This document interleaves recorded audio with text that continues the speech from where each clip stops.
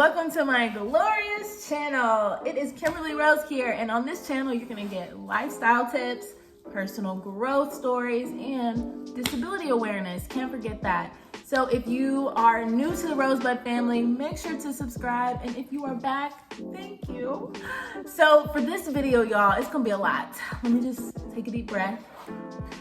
This is my 1-year bladder surgery video. I cannot believe it's been a whole freaking year since I've had bladder surgery. It is so wild to think, how far I've come since that surgery. But I'm here to share with y'all and let you know the ups, the downs, just what has happened since my surgery and how it's going. So if you are interested in learning more about my surgery journey, then stay tuned.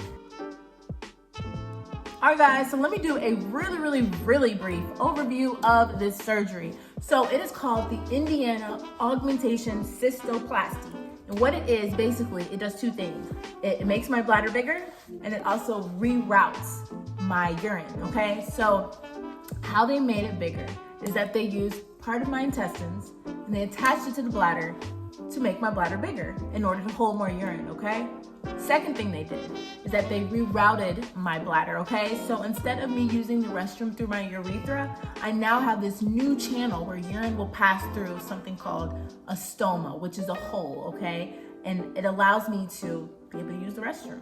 So this hole is now on my stomach, and so I can easily lift my shirt up and I can put a catheter through this hole and urine will drain out, okay? Just makes the process easier and faster. So why I had the surgery is because back in 2009, I had a spinal cord injury due to a car accident. And because of that spinal cord injury, my bladder was affected and I don't have bladder control anymore. And so for that reason, I opted to have the surgery done to just make it easier to use the bathroom and faster, and just overall help with bladder management. Woo! Guys, when I tell y'all, this surgery almost took me out, y'all, and I will try to hold back the tears, but y'all, this surgery almost took me out. Early on, I was so down after the surgery. I was calling all the nurses I could find in Houston. I was leaving voicemails. I was emailing. I was looking for support groups because I was so unhappy with how my stoma looked, and I was unhappy about just the recovery process. I was not prepared for everything that went along with recovery. I just was not. And then it was not until I called my friend Kimmy, and I got to shout her out, man. She really saved me because I was ready to just reverse the whole surgery. I didn't know. I was not in my right mind during that time, I will say. And so I called my friend Kimmy, and I hadn't talked to her in a while, and I was nervous about calling her because of that reason, but I was so down. And dang, I almost messed up my makeup. But I was so down, and I called her, and I said, Kimmy, I know you had the surgery too. I'm not happy with it, and so, and she took my call, and she was so reassuring, so kind, and told me I was gonna get through it. Everything that I was going through, she'd been through, and I was gonna get through it. And she made me feel so much better about my decision because I was so down. And even my mom was like, you're not okay. Like, something's wrong with you. And I was so happy I took that call because she really just encouraged me and made me feel like, okay, I am gonna be okay. And I was okay. After that call, yeah, sure, it didn't get better overnight, obviously, but I was hopeful.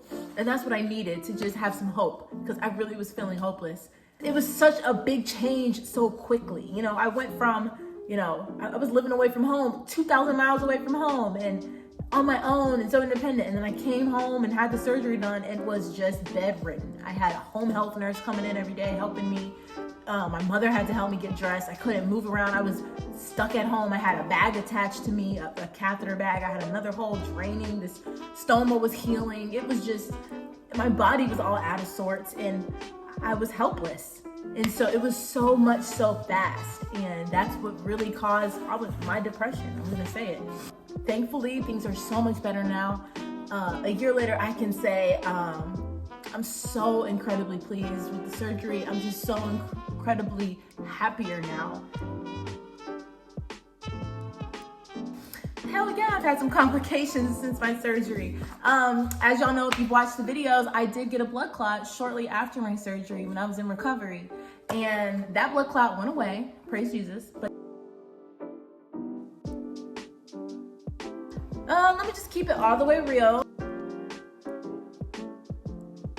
At the time of my bladder surgery, I was dating somebody, I was in a relationship. He was super supportive, he was there for me emotionally. Physically, not really, because he lived in Virginia, that's where I used to go to school, and I live in Texas, so we were long distance, so he just wasn't there for me physically, but I mean, that's understandable, he wasn't here. Yeah, we talked every day. He was there for me. I felt supported. It was not an issue at all. My bladder surgery was not a problem. He understood why I had it done. He understood, you know, everything that went along with recovery. Unfortunately, we just didn't work out, and it wasn't for any reasons related to the bladder surgery. We just didn't work. Moving forward, after the breakup, I was like, gonna work? Like, how am I gonna date again? I was nervous. I was super insecure. After my surgery, my body, the healing process, just accepting everything that came along with having the surgery done. And I just wasn't feeling good about myself at all. You know, fortunately did find somebody who just accepts everything about me. Even this interesting looking stoma that is now on my body. He understands it and he gets it. And it has not been an issue at all. So dating's been fine for me. So another part of bladder management is also irrigating. I cath and I irrigate.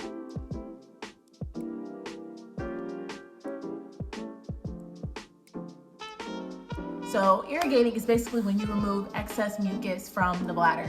Because I have my intestines now connected to my bladder, my body now creates more mucus in the bladder, and a buildup of mucus over time could lead to bladder stones. You don't want that. It's very similar to kidney stones. You just do not want that. It's very uncomfortable and it can lead to urine blockage.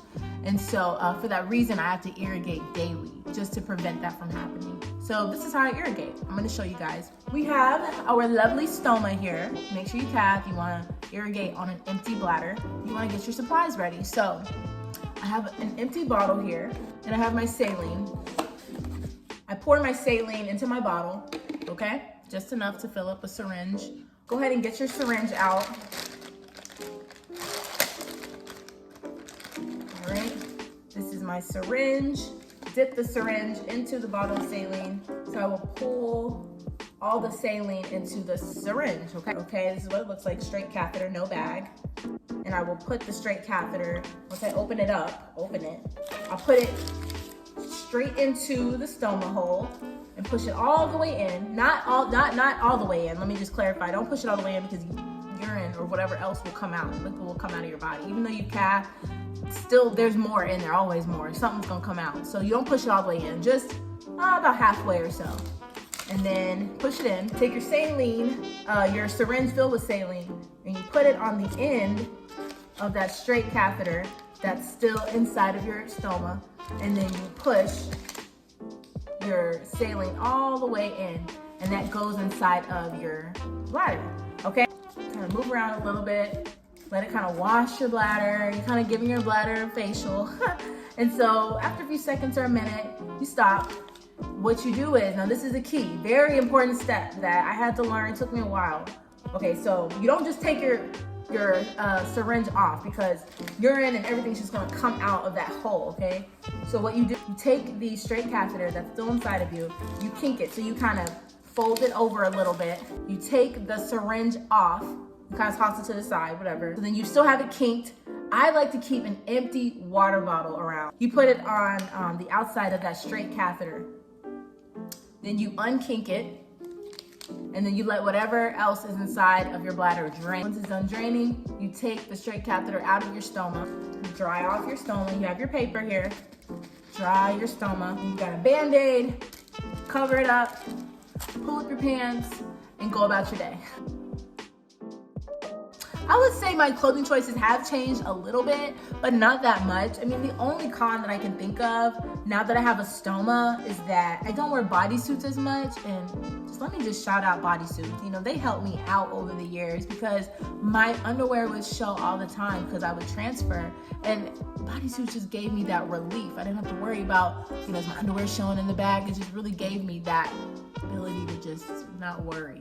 But I really can't wear bodysuits like that because I got to be able to access, you know, my midriff area. And so I gave up wearing the bodysuits, but it's okay because now I can wear jeans.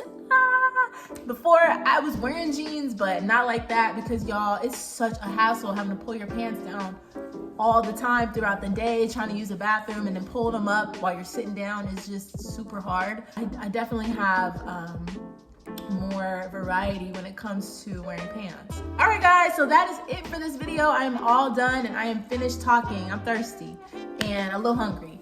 But you guys, thank y'all so much for watching this video. I hope you guys took something from it and learned something too. You know, I hope it helps you in whatever part of your life, wherever you are in your journey. And also, I hope you have a happy Thanksgiving. Tomorrow is Thanksgiving, y'all. So I hope you eat some good food because I plan to as well. And just, you know, just keep rocking with me. I appreciate y'all for sticking with me throughout this journey and supporting me like y'all have, and more videos to come. You know, I just want to keep sharing my story and I hope it helps you. Anyway, I'm gonna get off this thing right now because, like I said, I'm hungry. So y'all have a great evening. Y'all take care and I will see y'all in the next video. Bye.